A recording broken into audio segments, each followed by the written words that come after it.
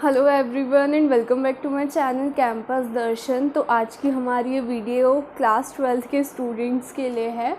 I know आप सभी लोग काफ़ी ज़्यादा परेशान हैं क्योंकि अब कोरोना की वजह से आपके बोर्ड्स पोस्टपोन हो चुके हैं एंड कोई एश्योरिटी नहीं है कि अब जो किसी भी यूनिवर्सिटी में एडमिशन एंट्रेंस एग्ज़ाम के बेसिस पे होगा, बोर्ड्स होंगे या नहीं होंगे। तो आज की इस वीडियो में हम बात करेंगे इन्हीं सारी चीज़ों के बारे में। कुछ टिप्स दूंगी मैं बोर्ड एग्ज़ाम के लिए एंड पढ़ने के लिए थोड़ी सी मोटिवेशन के बारे में बात करेंगे। आपकी प्रॉब्लम के बारे में चर्चा कर लेते हैं थोड़ा सा। अगर बात करी जाए तो हाँ, अभी काफ़ी ज़्यादा कन्फ्यूज़न है एंड काफ़ी सारे स्टूडेंट्स मेरे से बोल रहे थे कि दी क्योंकि ऐसा है कि श्योरिटी नहीं है कि बोर्ड्स होंगे या नहीं होंगे तो पढ़ने का मन नहीं करता। तो सबसे पहले मैं अपने बारे में बता देती हूँ, क्योंकि अगर हम किसी की भी बातें सुन रहे होते हैं तो हमारा सबसे पहले मन करता है कि हम उनके बारे में तो जान लें कि हम जिस इंसान की बातें सुन रहे हैं वो क्रेडिबल भी है या नहीं, या उसने खुद कुछ किया है या नहीं।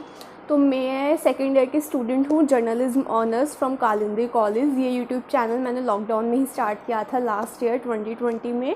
एंड आपका जो सीनियर बैच है उन्होंने बहुत बहुत ज़्यादा सपोर्ट किया है। I am really thankful to them कि ये एक साल में इस पोजीशन तक पहुंचा है। एंड अगर मैं अपने बोर्ड्स एग्ज़ाम के बारे में बात करूं तो मैंने फ़िज़िक्स में 95, केमिस्ट्री में 94, इंग्लिश में भी 94 एंड मैथ्स में 92 स्कोर किया था। रिटेल ऑपरेशंस मेरे पास एज एन ऑप्शनल सब्जेक्ट था जिसमें मेरे 98 मार्क्स थे। तो मैं ज़्यादा टॉपर नहीं रही हूँ, एवरेज स्टूडेंट रही हूँ हमेशा से। एंड ये जो मेरा बोर्ड का रिज़ल्ट है ये एक डिसेंट रिज़ल्ट है। तो मुझे हाँ लगता है कि हाँ आप लोग मेरी बातें सुन सकते हो। तो अब आप लोगों को ये लग रहा है कि श्योरिटी तो है नहीं कि बोर्ड्स होंगे या नहीं होंगे, तो अंदर से मोटिवेशन नहीं आ रही है, आप लोग मोटिवेटेड नहीं हो स्टडीज़ के लिए। तो मैं कुछ चीज़ें बता देती हूँ। आपने सबसे ही यही बात सुनी होगी कि पूरे साल की मेहनत एक तरफ और जो लास्ट के 3 महीने हैं उनकी मेहनत एक तरफ। अगर आप पूरे साल पढ़ते हो और लास्ट के 3 महीने आपका ग्राफ डाउन जाता है तो वो पूरी जो मेहनत है वो एक तरीके से बर्बाद हो जाती है। अगर आप पूरे साल इतना ध्यान नहीं दे पाते हो और अगर लास्ट के 3 महीने में मेहनत कर लेते हो तो आप बोर्ड्स में बहुत बहुत अच्छा स्कोर कर सकते हो। और ये बात सभी लोग मानते हैं, इवन टीचर्स भी मानते हैं। जो मुझे मेरे किसी टीचर ने बताई थी, अब मुझे ठीक से याद नहीं है किसने। सो ये आपके पास आई नो काफ़ी ज़्यादा नेगेटिविटी फैली हुई है। आई डोंट नो आप में से कितने लोगों की फैमिली जो है वो अफेक्टेड है कोरोना वायरस की वजह से। बट आप लोगों के पास ये जो टाइम है आप इसे यूटिलाइज़ कर सकते हो, यूज़ कर सकते हो अगर आप ठीक हो तो। अगर बात करी जाए तो मैं कोई नहीं होती कि मैं लेबल करूं कि ये आपके लिए एक्सक्यूज़ है या फिर रियली में प्रॉब्लम है। आप खुद डेली अपना टारगेट सेट करो कि आज मुझे इतना रिवीजन करना है, इतना पढ़ना है। और रात को ये चीज़ देखो कि क्या मैं कितनी देर पढ़ सकता था और मैंने एक्चुअली में कितनी देर पढ़ाई करी है। ये आपसे बेटर कोई नहीं बता सकता कि आप एक्सक्यूज़ेस दे रहे हो खुद को या फिर रियली में कोई प्रॉब्लम है जिसकी वजह से आप पढ़ाई नहीं कर पा रहे।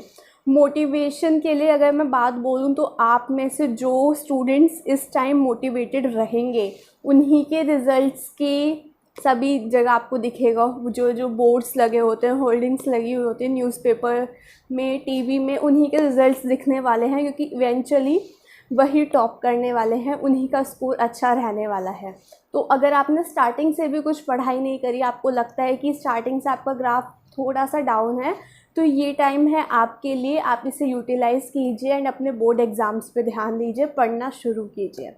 बट अगर आप स्टार्टिंग से अच्छे से स्टडी करते हुए आ रहे हैं, आपकी अच्छी खासी तैयारी हो गई थी, तो बिल्कुल भी ग्राफ को डाउन मत जाने देना क्योंकि आपकी सारी मेहनत बेकार चली जाएगी और जो इस टाइम मेहनत कर लेगा वो आपसे आगे निकल जाएगा।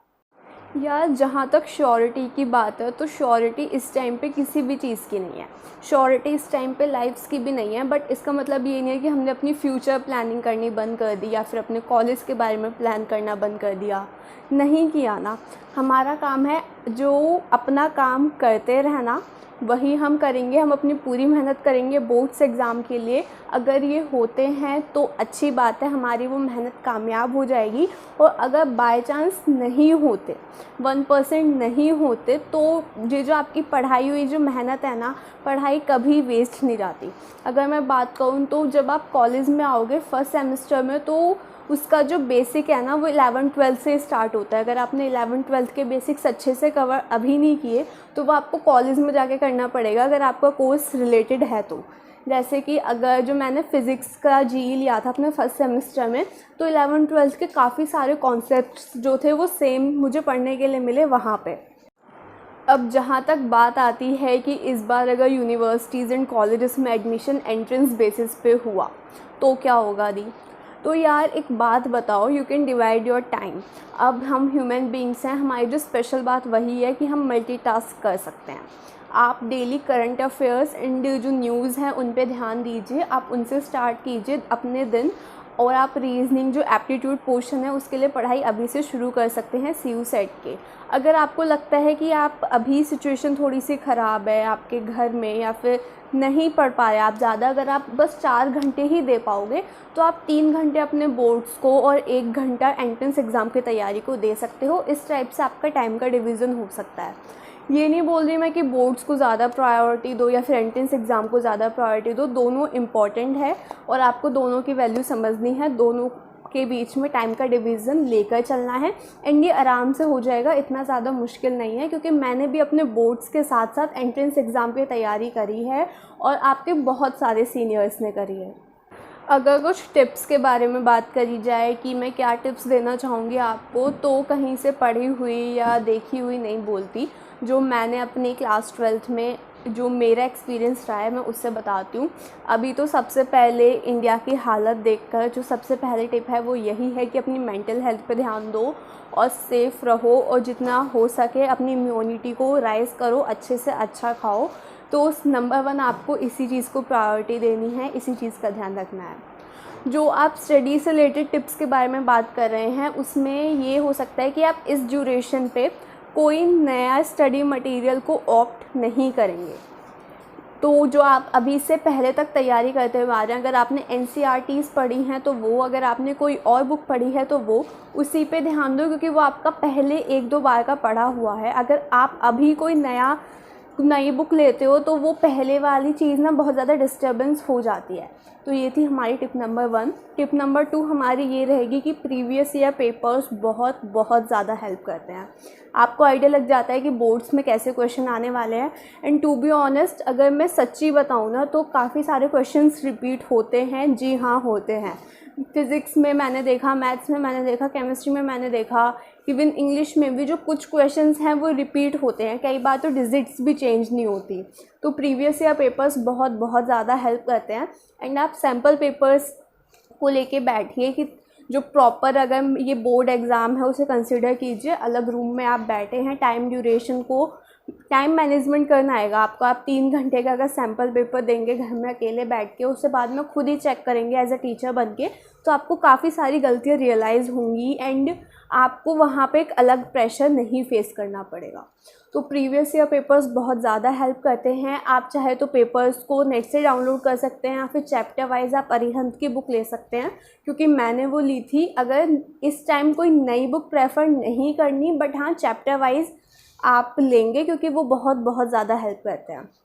जो सेक्शंस आपके वीक हैं उन पे ध्यान दीजिए, साथ में इंग्लिश पे ध्यान दीजिए, क्योंकि एट दी एंड अगर आपके पास हिंदी है तो हिंदी पे ध्यान दीजिए, क्योंकि एट दी एंड आपके जो लैंग्वेज के मार्क्स हैं वो कंसीडर होने ही होने हैं बेस्ट 4 में। और इंग्लिश और हिंदी ऐसे सब्जेक्ट्स हैं कि जितनी मेहनत करी जाए लैंग्वेज में, जितनी मेहनत करी जाए उतनी कम होती है। तो आप डेली आर्टिकल्स, नोटिस वगैरह लिखने की प्रैक्टिस करनी बिल्कुल मत भूलिएगा। सो या that's it for today's video. अगर आपको आज की ये वीडियो अच्छी लगी एंड यूज़फुल लगी तो इस वीडियो को अपने क्लासमेट्स के साथ शेयर करना बिल्कुल मत भूलना एंड मुझे कमेंट सेक्शन में ज़रूर बताना कि आपको नेक्स्ट वीडियो किस टॉपिक पर चाहिए। Thank you.